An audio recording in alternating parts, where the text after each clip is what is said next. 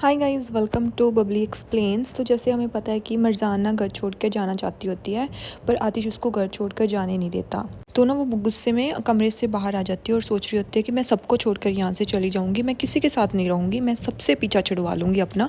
और तभी ना वहाँ पर आतिश आ जाता है, तो आतिश उसका हाथ पकड़ लेता है। तो वो कहती है कि साइड हो जाओ, ठीक है ना, मैं यहाँ से जा रही हूँ और तुम मेरे रास्ते में बिल्कुल भी मत आओ। तो आतिश कहता है कि मैं हर टाइम इंटरफेयर करूँगा तुम्हारी लाइफ में, ताकि तुम यहाँ से कहीं ना जा सको, मैं तुम्हें कहीं नहीं जाने दूंगा। तो मिर्जान उसे कहते हैं ना कि तुम मुझे नहीं रोक सकते और तुम ना मुझे ऐसे बुली नहीं कर सकते। तो आतिश को ना गुस्सा सा आ जाता है और वो बोलता है कि हाँ ठीक है, मैं तो जंगली हूँ, मैं पागल हूँ, मैं सब कुछ हूँ, ठीक है, अब पर फिर भी तुम नहीं जा सकती, तुम कुछ भी बोलो, कुछ भी करो, पर तुम यहाँ से नहीं जा सकती, तुम यहीं पर रहोगी, तुम मेरे साथ ही रहोगी, तुम मेरे कमरे में ही रहोगी। चुपचाप मेरे साथ अंदर चलो, वरना मैं तुम्हें कैसे लेकर जाऊँगा वो तुम्हें भी पता है, और तुम्हें भी पता है कि मुझे किसी भी चीज़ की शर्म नहीं है, मैं कंधों पर उठा के तुम्हें यहाँ से ले जाऊँगा। फिर बोलती है कि कुछ भी कर लो और तुम ऐसे धक्के करोगे तो कुछ चेंज हो जाएगा क्या, मैं तुम्हारी कोई भी बात नहीं मानूंगी। तो ना वो जाने लगती है, तो आतिश ना फिर उसका हाथ पकड़ लेता है और ना कॉन्टिन्यूसली उसको ना ऐसे खींच के लेकर जाने लगता है। तो वो ना कुछ बोलती जाती है, वो बोलते है कि चुप हो जाओ ना, क्यों बोल रही हो। वो बोलती है कि कुछ भी करूँ मैं, तुम्हें क्या प्रॉब्लम हो रही है। पर आतिश ना उसका हाथ पकड़ के उसको ना अंदर ले जाता है। तो फाइनली वो ना दोनों रूम के अंदर आ जाते हैं। वो बोलता है कि मैं रूम लॉक कर रहा हूँ और तुम कहीं नहीं जा रही हो, मैं तुमसे बात कर रहा हूँ, तुम यहीं पर रहोगी अगर तुम इसे ख़त्म करना चाहती हो, पर मैं इसको हमेशा से शुरू करूँगा।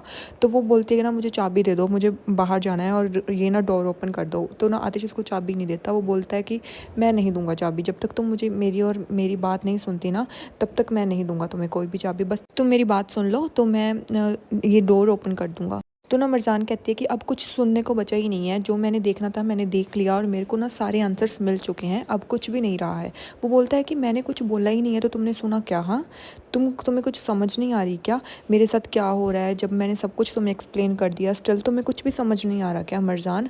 तो वो बोलते कि बात किस बारे में करनी है। हाँ, तो तुम्हारी खुशी ही तुम्हारे प्लान में है, तो तुम्हें मुझसे क्या करवाना है।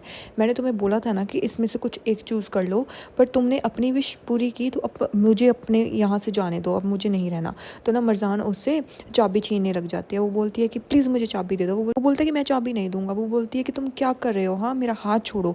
तो ना वो उसका हाथ पकड़ता है और ना बेड के पास ले जाता है। वो बोलता है कि अगर तुम मुझसे बात नहीं करोगी तो तुम यहीं पर रहोगी, और तुम मुझे जानती हो कि मैं जिद का पक्का हूँ, जब तक तुम मुझसे बात नहीं करोगी मैं तुम्हें कहीं नहीं जाने दूंगा, और मैं तब तक डोर ओपन नहीं करूँगा और मैं खुद यहाँ पर रहूँगा। फिर वो बोलती है कि तुम हमेशा ऐसे क्यों करते हो, हाँ मुझे ऐसे पुश ही क्यों करते रहते हो। और वो बोलता है कि मैं तुम्हें जानता हूँ, हमेशा के लिए जानता हूँ तुम्हें। फिर बोलती कि ओह, तो अब मुझे यही नहीं पता कि मैं तुम्हें क्या कहकर बुलाऊँ। हाँ, मुझे तो तुम्हारा नाम ही नहीं पता है कि क्या कहकर बुलाऊँ, मैं तुझे आतिश कहूँ, मैं तुम्हें ताहिर कहूँ, क्या कहूँ, मुझे कुछ समझ नहीं आ रहा मैं तुम्हें क्या कहूँ। और अब मुझे ऐसे लगता है कि मैं तुम्हें जानती ही नहीं हूँ कि तुम हो कौन जो मेरी ज़िंदगी में ऐसे चले आए। पागल है क्या, इसी के साथ तो रोमांस कर रही थी कुछ दिन पहले। तो आतिश कहता है ना कि तुम मुझे सबसे अच्छे तरीके से जानती हो, क्योंकि तुम मुझे अपने दिल से जानती हो, और तुम स्टिल ये कह रही हो मैं दोनों हूँ, मैं ताहिर भी हूँ, मैं आतिश भी हूँ। ताहिर मेरी इनोसेंस है और आतिश मेरे अंदर की जो आग है, जो मेरा प्लान है वो है। तो इस चीज़ के बारे में तुम्हें बार बार मुझसे पूछने की ज़रूरत नहीं है। तो मरजाना फिर अपसेट हो जाती है। वो बोलती कि पहले मेरी माँ ने मुझे धोखा दिया, फिर फादर ने, अब तुमने।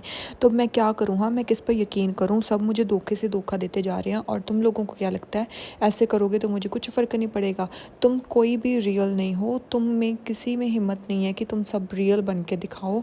तुम सब पीठ पीछे पता नहीं क्या करते रहते हो, इवन दो अब तुम्हारा भी सच मेरे सामने आ गया है। और अब मुझे ऐसे लगता है कि मैं यहाँ पर तो सांस ले ही नहीं पा रही हूँ, मुझे ऐसे घुटन महसूस होती है तुम सबके झूठों के बीच। मुझे ऐसे लगता है कि तुम्हारा प्यार भी झूठा था और तुम्हारे जैसा। मुझे अब यकीन ही नहीं हो रहा कि मैं क्या करूं, मुझे सांस नहीं आ रही है अभी। तो ना वो जल्दी से खिड़की खोलती है और ना वहाँ पर जाकर सांस लेने लगती है, और ना वहाँ पर खड़ी खड़ी रोने लगती है, क्योंकि उसको सच में सांस नहीं आ रही होती। इतने झूठों के बीच बेचारी मरजान फंस गई है यार। I feel so bad for her, so bad. तो आतिश फिर उसके पास आता है और आतिश ना उसको रोकने की कोशिश करता है कि प्लीज़।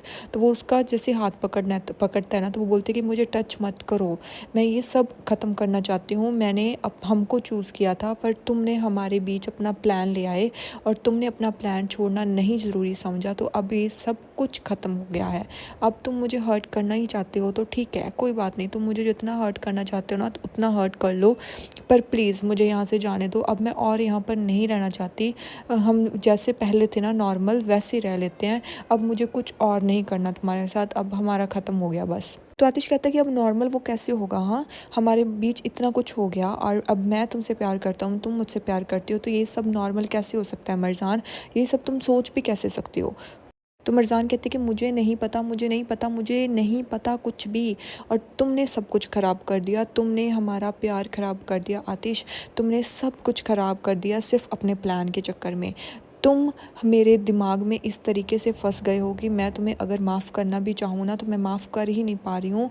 मेरे दिमाग के अंदर कीचड़ हो रहा है, मुझे पता ही नहीं चल रहा कि अब मुझे क्या करना चाहिए क्या नहीं।